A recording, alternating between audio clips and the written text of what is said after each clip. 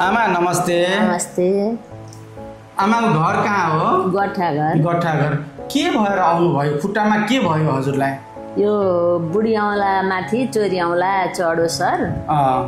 अनि अहिले चाहिँ के समस्या भयो? अहिले दुख्छ। दुख्छ, हिँड्दाखेरि दुख्छ। अत्यधिक धेरै नै दुख्छ है। अनि त्यसैले अब उपचार गर्नुपर्छ।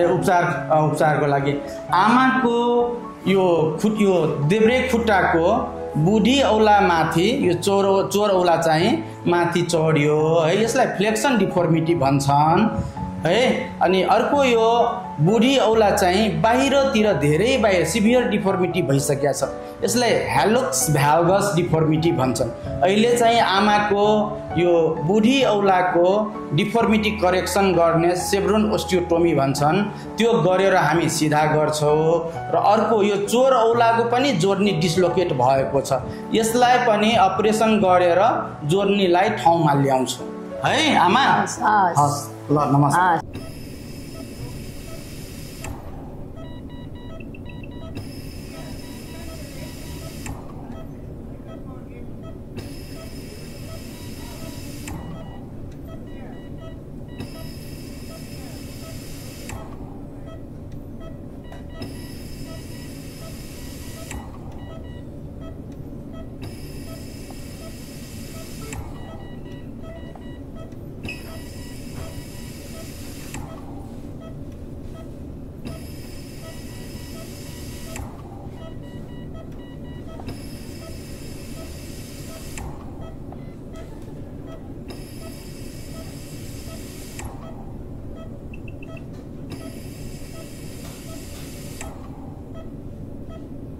Thank you.